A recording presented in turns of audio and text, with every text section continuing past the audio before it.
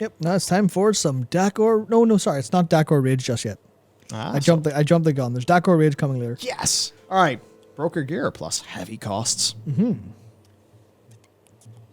Okay, so actually I've read through this because this is in one of the research docs of a script that we were kind of working on. Broker gear.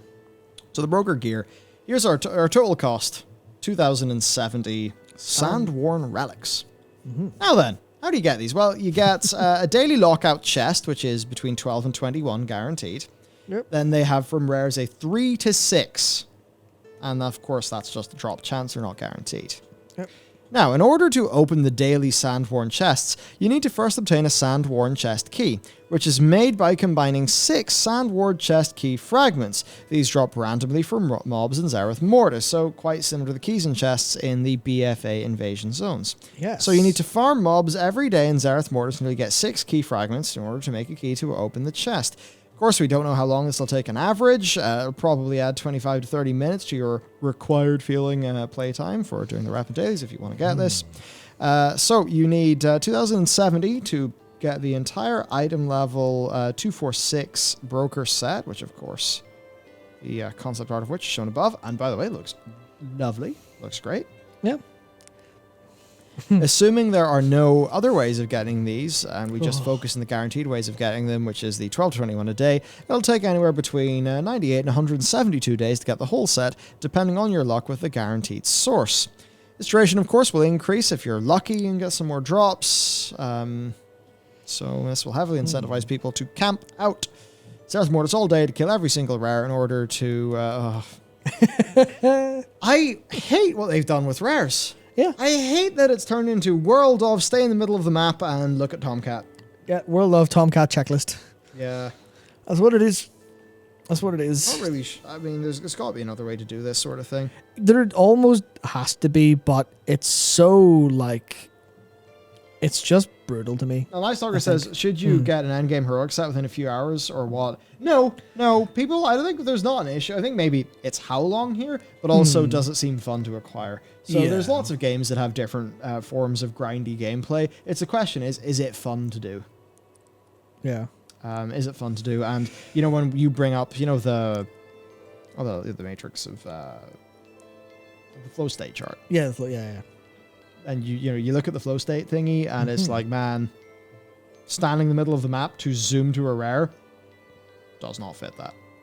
No, it really doesn't. It's just not. They definitely need to look at that and try to think, how can we make this a more compelling experience? And obviously, don't just look at hunt trends or anything like that from FF. Don't look at those, because those would just be, they're fine.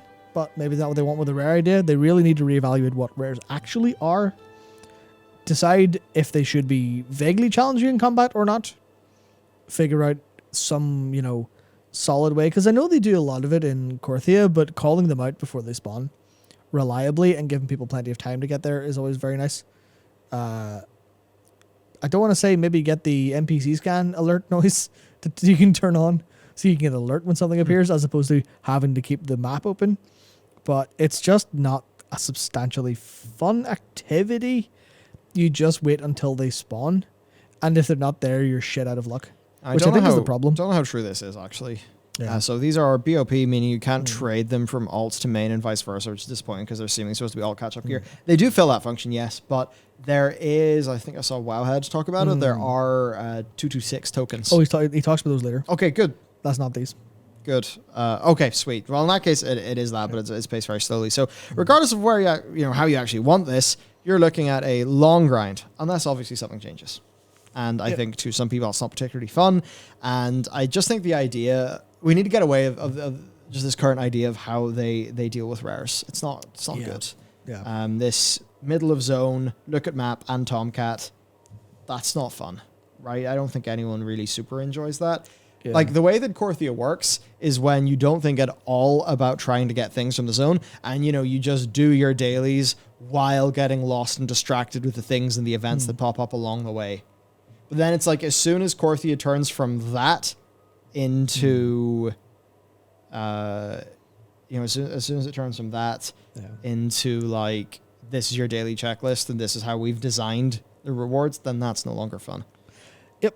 Precisely. Yeah. So there we go. That's the broker gear. Now to move on then. 4 cinematics coming in this patch. And they're really short. Well, okay, one of them's a bit more long, but... Yeah, well, the 242 might have some good stuff in it. Yeah, these two are a bit... I guess these are just kind of big things to punctuate. Yep. Anyway, yeah, so... Well, we've reported this a few times. Only 3 were known. Now there's 4. One more! Numby, go up! And we have a runtime. Whee! So, who knows? Numby. I would say... With these two, these are probably, major, like, boss introductions. I think of the little Magni one before you go to Argus. Yep. And I think for this... Okay, depends what way they do it. I imagine... I have my hope that the currently highlighted one is after Anduin. Yeah, and then... And because Yeah. there's quest content to handle everything that should happen. Yeah. And then this is the Big Zoval send-off. I would hope so. So I wouldn't want a 25-second jailer send-off. I'll be a bit grim, but Maybe yeah. some people would. Oh, yeah, maybe just one shot to the head. Goodbye. But yeah. So, 2 shorter ones, probably, yeah. Oh, interesting. Well, he's a post-defeat Anduin at the end of the first wing. Maybe a mid-rain intermission like we had for Sylvanas this year. Yeah. And then, so the longer... okay, so the longer ones we're left with will likely be a Sylvanas Tyrande one. Interesting. Oh, as has been hinted in an interview about it being a big moment. Oh, of course, yeah. There's new cinematic models for both. Okay, good catch. And then a Sepulchre Jailer Ultimate Showdown Finale, Gone Wild, 18 plus, nipples are shown. Whoa. It's... Oh, I know Zoval's got his gear on, so we don't have Zoval's most defining feature, his nips. Well, maybe he goes away when we smack him down. Yeah. Then, let's see, we were told that rather than one big payoff moment in the raid, they wanted to do 2. So that also, here's a new cutscene Anduin, which, He's big in Anduin? yeah, there's not really much of anything to represent the changes he went through. Maybe we'll see that in the actual cinematic, who knows. Perhaps. Anyway, there you go. Cinematics are coming. Big surprise. Mythic plus affix encrypted. Details and more.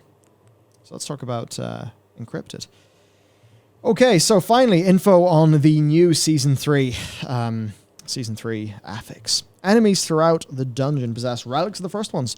Destroy the relics to summon the first one's Atoma to gain powerful bonuses based on the order in which they were destroyed. So it's trying to get some of the ones from the Domination affix, which is pretty... The Anima one, which is pretty nice. And then also trying to get some of the... Do this in whichever order you think will work best for your group, like with the Corrupted one. Yeah. I cannot remember names of affixes to save my life, but I remember what they were doing. Because I think the 8.3 one was really cool for people who loved mapping out their M+ runs. It was really interesting and added a bunch of stuff. It had all those skips that means you didn't need, a rogue with Shroud. You could just do it. So I think it's nice that they seem to be connecting and kind of trying to add gameplay to them with this stuff. But also, I guess it depends on the buffs, whether they're interesting or not. But at least it will add some flavor to M+. To some degree. Yeah, so let's see, what are these? There's a total of 3 different relics, and one of each will be present at each of the affected packs throughout the dungeon. So there's one that just periodically does damage to enemies via an energy barrage. Periodically deals damage via energy barrage to players while alive. Buffs a nearby pack with acceleration field, buffing their haste 15%. Buffs the nearby pack with defense matrix, reducing their damage taken. So there's the curses. What about the kisses, the buffs? Well, grants players this one. Grants players 150% increased movement speed for 45 seconds and stealth for 10. Yep. That's exactly, you get your route, you kill this, and you go zoom, get there to where you want to be, which is, Another one, 20% haste for 45 seconds. So that's just, like, lust. Yeah. And 25% increased cooldown rate for 45 seconds. That's interesting. That's interesting. That is that's one of the things that you just know for almost a fact that's going to, like, shift balance in M+ stuff pretty heavy at different points whenever you want to use that for stuff like that.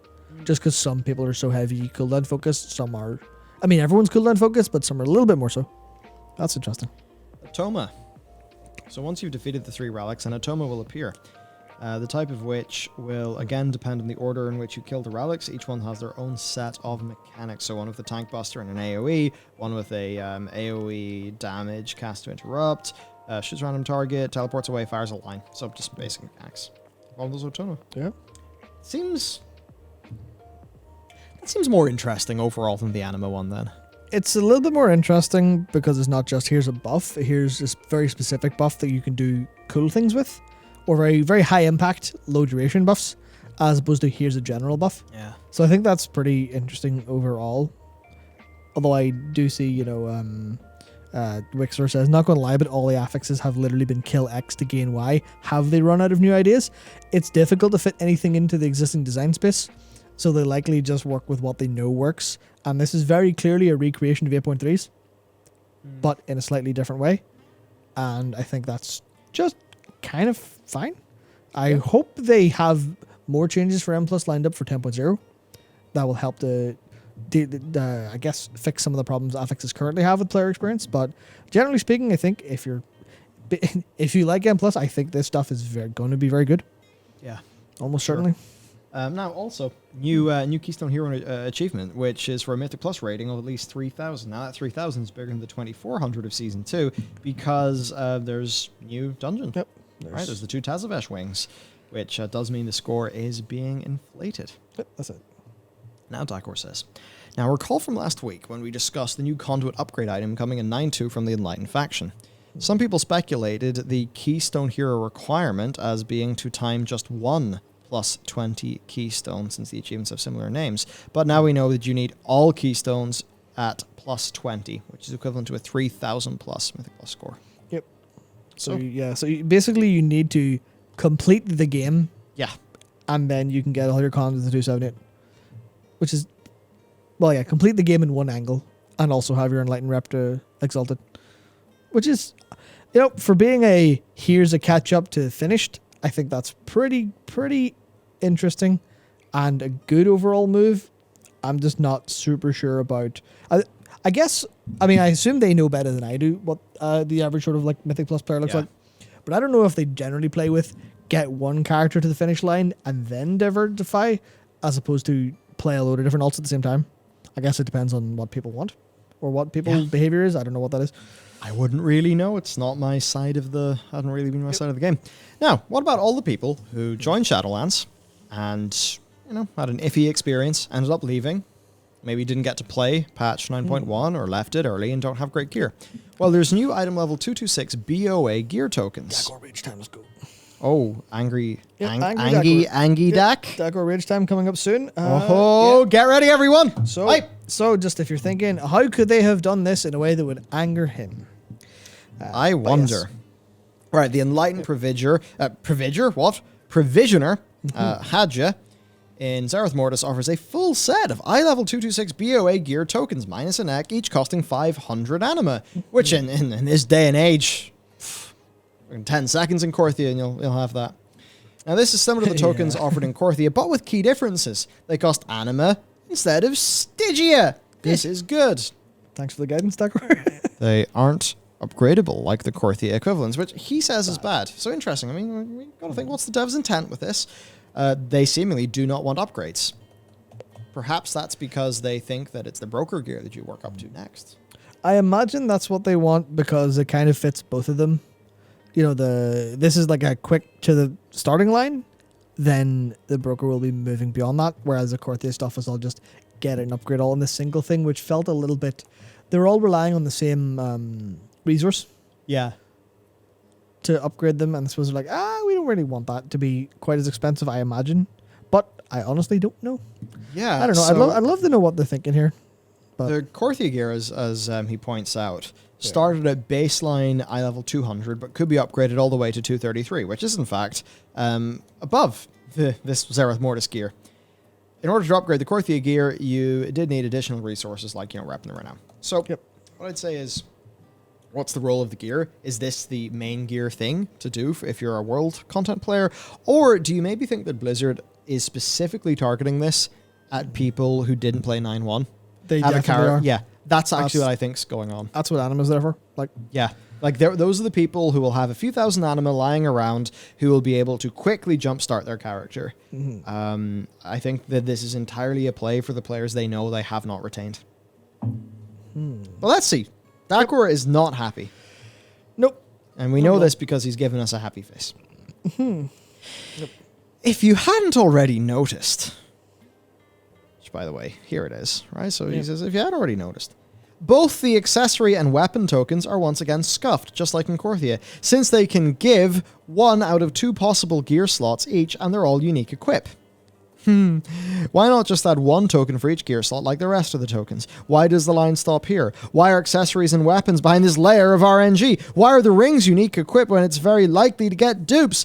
Yeah. Why isn't the gear itself BOA? Since the gear is unique equipped, so it's useless if you have dupes. This makes 0 sense under any meaningful metric other than, I would then embellish, other than pull the lever again with another 500 anima, because you want to, keep on going, right? Grind. Why is it just enforced dupes? You feel bad. Yeah. By the way, there's no scrapper in this game. We had that in BFA. Yeah. It doesn't seem that bad, right? Just means you'll have to buy a couple of extra tokens since they're cheap and no big deal, right? No problem. Well, let's have a look at Dakor's testing and what this was like. And look at this, happy with her face. She's so happy.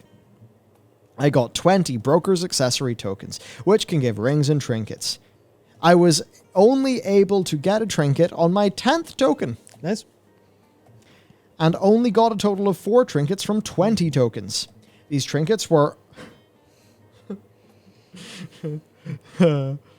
These trinkets were all identical.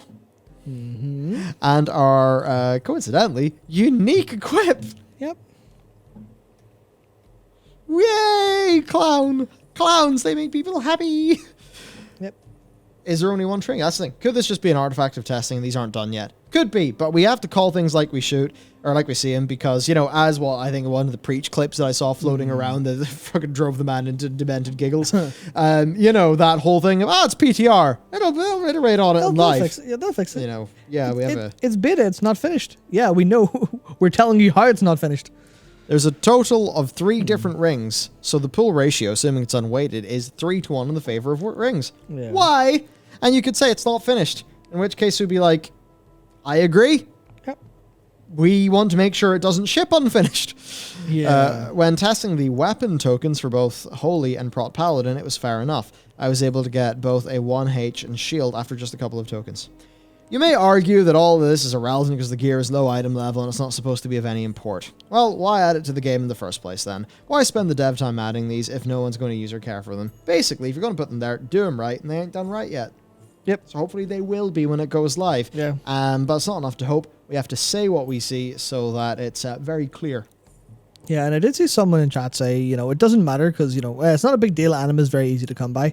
And I guess that's fair because you get plenty of anima, but also 500 a pop is still a decent round of Korthia to get that much, or relying on your weekly stuff to drop. But also it's not even about the amount of anima it is. Obviously it's very cheap intentionally. The problem is that the experience of it, especially you imagine the experience, because this is what you should be doing. You should be thinking of user stories and kind of imagine what a user will sit down and do whenever they play your game. What could go wrong? You have 500 anima left. You've done all your weekly stuff. You've bought a load of this gear. You've bought all the pieces, and it's worked out okay for you so far. But you need a trinket. The only trinket you have is something that you got when you were leveling in Shadowlands. You just hit a fresh character. It's I don't know, 146 or something like that. Maybe 150, maybe 160. I'm not sure. And you need this big 60 level item upgrade trinket, and then you can go and play the game. Because no one's taking you otherwise. Yeah. Because your gear is shit. Your damage is shit. You have 500 left. There's no other way to get anima good this week. You click the button and you get the ring that you currently have instead of a new trinket.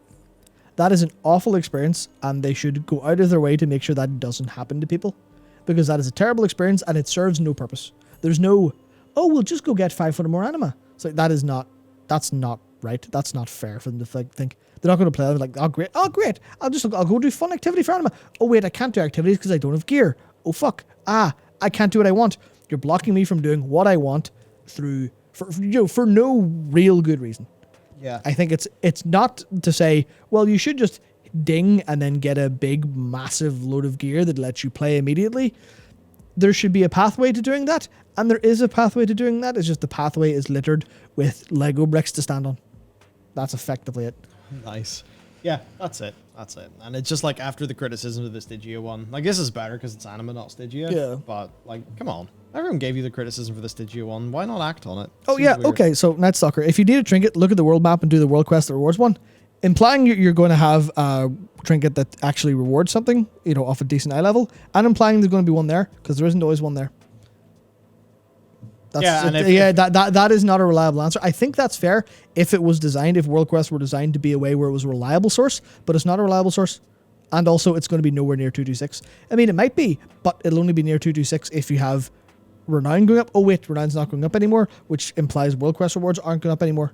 Mm-hmm. So, I mean, obviously, the solution here is these are possibly, these are maybe, that's the one in the middle. Maybe these are going to drop from doing stuff in Zereth Mortis. So you go, oh, we'll go do that. But then you're not going to get a accessory token that will drop a trinket. Yeah. So it's a case of they should have a way for this stuff to happen. They should have a clear and relatively mostly deterministic path. Oh, hey, classy Villain Gaming. Thanks for joining as a member. Yep. Well, hey. Yeah. So I think, that's the best part. What Tommy even said. It's not fun. It's not fun to do this. That's the most important bit. It could be fun to do this if they designed it to be fun instead of this random little, here is a little dick in your salad just to top it off, like when they didn't really need to. Yeah. Yeah, totally. Well, super secret Pepe shrine. Yep. That's cute. Very nice, yeah. Oh, sorry, I threw it up there. That's cute. I approve of this, so maybe you have to go wait and get flying or some other things. But anyway, there you go. Yep. Pepe is here. And with this shocking news, we move on to our next topic, which is the Mythic Zoval mount. Yeah, so it's been confirmed. This is the Mythic Zoval mount, and I think there's a little bit of disagreement in the team. I think it's pretty cool. Yeah, I like it. Yeah, okay. So in isolation, I think this is cool. I don't think this is great for being the Mythic Zoval mount, because the Mythic Jaina mount was a big frozen thing, right? A big ice elemental. There we go. I was like frozen thing. I started thinking of the movie, but it's an ice elemental, right? That makes sense. That's thematic. Reskin. Reskin what? The Legion Mage Tower, or the Legion Mage class mount as a giant flying nipple. That's it. Yeah. That's it. Yeah. No, it's like I do think this is cool, but I just don't think it makes a lot of sense to bring the Mythic Zoval mount, because it ties so much stuff. It doesn't match his aesthetic in any capacity. His aesthetic, it doesn't match, much of the Maw. I mean, obviously we've had plenty of Maw stuff, so it just kind of feels like, hey, it's a Zereth Mortis mount. But the Jailer hasn't really had anything to do with Zereth Mortis except it being his goal. So I don't really match. He doesn't have a character. So how do you get him a characterful mount? Yeah, that's the thing. Is that maybe the issue here?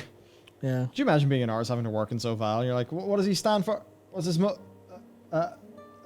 Oh no. Yeah. Yes, Kilgulb says, I feel tired just listening to this. Yep, moving on. Yep. We have very likely the ahead of the curve mount, which is a big robo spider thingy. Well, I suppose it's not a spider. It doesn't have 8. It's a walker. Yeah. It's more like one of those Star Warses. So yeah, there you go. Pretty cool. I like it. Yeah, the fractal cipher of the carcinized Zereth dude. Never mind, I'm bored. Yes. Yeah. So there you go. There's the mount. The description. No schematic to synthesize these has yet been discovered, which likely points to there being no way of crafting the mount via the... Oh, well, yes. Yeah. That should make sense. Then there are big healing buffs and nerfs. So what's this? It's wild that Resto and Holy Priest are getting so much. Resto Druid are getting huge buffs. And I think for PvE, a lot of people are going, yeah, God, we've needed these so bad. And then in PvP, people are going, we didn't need these. So I don't know. I think it's we'll see how it actually ends up in the patch because of all the other little balance things that are happening. But it's certainly interesting. Yeah. Certainly interesting. And now time for more Dakar Ridge. Oh, more Dakar? More sad, really. What's this? Literally unplayable. Ashen Hollow's been nerfed. How will he live? Oh, Yeah, poor not Dakor. just that. Holy Ashen Hollow, Hammer of Wrath, Judgment, Holy Shock, damage reduced by. Fuck you. I'm not playing Holy Paladin. Fuck you. True. Fuck that. I'm Fuck not playing past that. you. Yeah. Also, Avenging Wrath rank 3 has been removed. Just Yo, bye bye. Yeah. Sorry. We gave you this. No. Goodbye. I mean, it wasn't great. It was effects increased by 10%, so it's just a bit of a numbers up on wings. But like, man, I think it's funny that they have to do such sweeping nerfs, and I think that the don't nerf buff everything else approach should be taken, because this feels fucking horrible. Yeah. Where's my damage gone? Yeah, fuck you and yours. Yeah. Where's my damage gone? I mean, it's not gonna be bad, like, but Yeah. the damage is gone. Well, it's a good thing you're not rolling Reaper. That'd be fine. You motherfuckers need a nerf. Reapers. That's a different game. Also, this was actually genuinely great, lovely, brilliant, 100% thumbs up. So, they just did a YouTube video with Terran called Revisiting Original Black Temple Trailer, Building Azeroth. And, it's great. It's not like some little 3-minute marketing thing. It is actually just Terran sitting down in he's nicely shot in a nice room. Feel like they have some sort of WoW stuff set, and talking about the production process of the Black Temple trailer, which I think is one of the very early things that Terran worked on after he was hired at Blizzard because it was following winning. Did he come second or did he win? I think he won. Can't remember. He won the BlizzCon fan animation or whatever thing. It's great. It's great. So we highly recommend you watch it. It's up in the official World of Warcraft channel, and it's just nice seeing how these things were made. Terran comes off great in it too. So definitely great, brilliant. More of this, please. Yep. This felt like more of a genuine behind the scenes. Yep. You can actually feel the man's passion, and that's what we all want.